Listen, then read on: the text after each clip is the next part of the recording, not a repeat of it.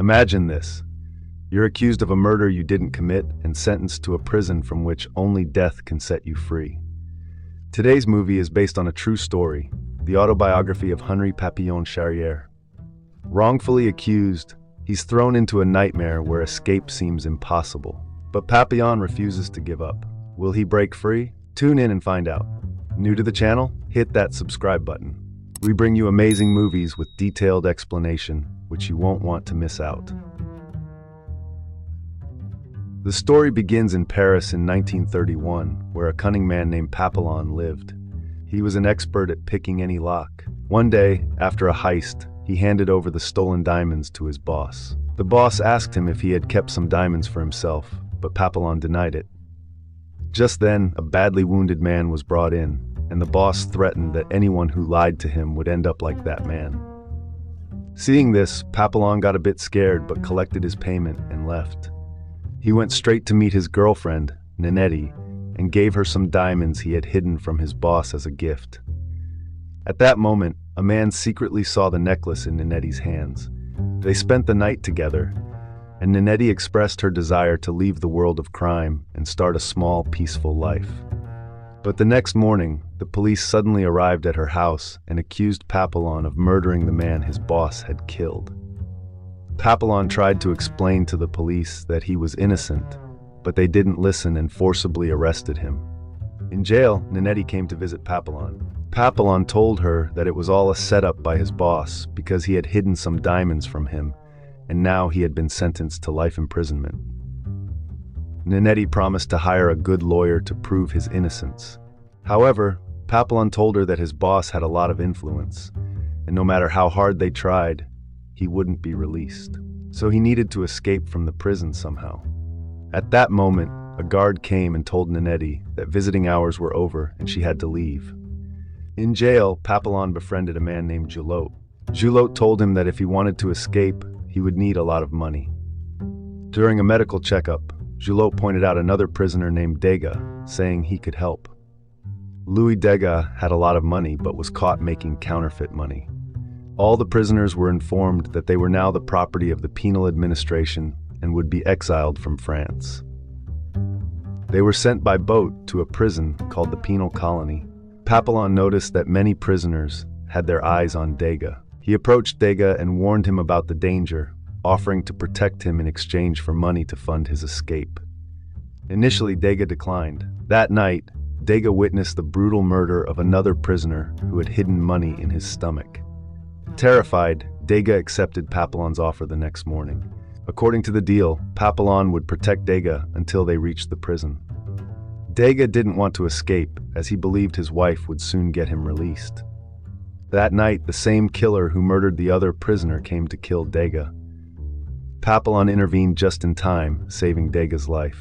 Although the officers soon found out and punished Papillon severely, he was happy knowing that the person who would pay him was still alive. The next morning, they all arrived at the penal colony prison. Julot intentionally injured himself to get admitted to the medical clinic, planning to escape from there due to less security. Papillon and the other prisoners were brought to a new prison with many dangerous criminals.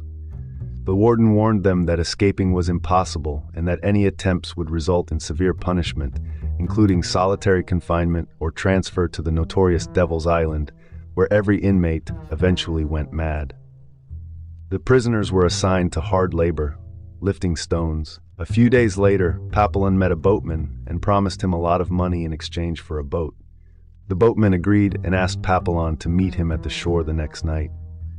However, a dangerous prisoner overheard Papillon's plan and attacked Degas for money. Papillon saved Degas again, making Degas realize he couldn't survive without Papillon. With no other choice, Degas decided to escape with Papillon. The next morning, all the prisoners were gathered in the field to witness the execution of Julot, who had killed 2 guards while trying to escape. Seeing Julot beheaded sent chills down everyone's spine. The warden ordered Papillon and Degas to take Julot's body to the crematorium. On the way, Degas felt sick handling the body, and despite Papillon's attempts to calm him, Degas couldn't continue. A guard started whipping Degas when he refused to move, prompting Papillon to hit the guard with a rock and escape. Unfortunately, Dega froze in fear and couldn't move. Papillon jumped into the river and later met the boatman at the shore. When he asked for the boat, the boatman laughed, and Papillon realized he had been set up. Guards surrounded him, revealing that the boatman was informing the warden about escape plans in exchange for money. Papillon was taken back to the prison, where the warden informed him that the guard he had attacked survived, so he wouldn't be executed. However, for attempting to escape, he was sentenced to 2 years of solitary confinement on St. Joseph Island. Upon arrival, Papillon was horrified by the conditions. Unlike the previous prison, where inmates could at least move around and talk, here he was confined to a small cell in complete silence, with only a thin soup for food. One day, he received a coconut with a note inside, promising more coconuts daily. Papillon realized this was from Dega. Weeks passed, but the warden eventually found out. Enraged, the warden killed the guard who delivered Papillon's food. One day, the warden questioned Papillon about who was sending the coconuts, but Papillon remained silent. The warden halved his soup ration in retaliation. A month later, the warden tried to bribe Papillon with a delicious meal for information, but Papillon still didn't reveal anything. Furious, the warden ordered Papillon to spend the rest of his sentence in complete darkness. Papillon's condition worsened without proper food or light. He began to lose his sanity and became so weak that he had to be taken to the hospital. Coincidentally, Dega had started working at the same prison and had gained the warden's trust over the past year. When Dega visited Papillon, he realized Papillon was faking insanity. Dega told him that a program has been planned in the prison soon, where the warden would show a film to the inmates, with many politicians attending, and guards will be busy serving them. So it's a good opportunity to escape. Dega now wanted to escape with Papillon. They decided to involve 2 other prisoners, Charriere, who was very strong, and Noer, who was often bullied. Dega gave all his money to Charriere to buy a boat. On the night of the film, Dega served the officers alcohol laced with sleeping pills. Meanwhile, Papillon waited with the others for Dega, but it started raining heavily, and the lights went out. Charriere suggested they escape immediately, but Papillon refused to leave without Dega. Fortunately, Dega arrived with the keys, and they used the darkness to open the doors and escape. However, they reached a dead end and had to jump down to reach the river. Charriere, Noer, and Papillon jumped, but Dega hesitated when the lights came back on, causing him to fall awkwardly. Injured and unable to walk, Charriere suggested leaving Dega behind, but Papillon refused. He and Noer helped Dega, and they reached the boat and set off into the dark sea. Hours later at dawn, Charriere realized they hadn't gone far. He argued that the boat was too small for 4 people and feared it would sink. As a storm approached, Charriere, determined to avoid drowning, threw Noer overboard and attacked Dega.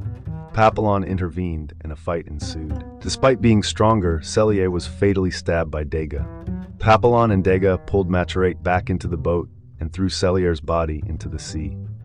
They soon encountered the storm and struggled to survive. When they awoke, they found themselves on an island, rescued by the locals who had seen them drifting. A nun informed Papillon that the island was in Colombia. That evening, Papillon told Dega they needed to leave quickly, but Dega said their deal was over. Tired of running, Dega wanted to live peacefully. Papillon then approached Noer, but he too was enamored with the island girls. Papillon decided to leave alone. However, he spotted officers approaching and rushed to warn Dega, who was reluctant to move. As Noer ran towards them, he was shot dead by the officers. Papillon and Dega were also captured, revealing that the nun had informed the prison authorities about them. 5 years later, Papillon completed his solitary confinement sentence. The warden, impressed that he survived, sent him to Devil's Island, where Dega was also imprisoned. Seeing each other after 5 years, they were overjoyed. That evening they sat by the sea, and Papillon shared his plan to escape. Dega warned him it would be suicidal, but Papillon was determined.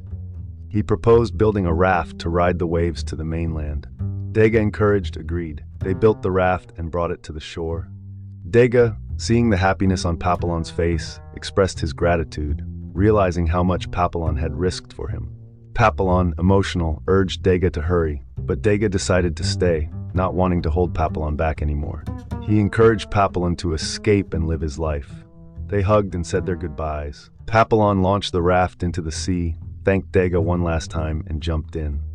Dega, watching from the shore, waved. The raft was caught by the waves, carrying Papillon towards freedom.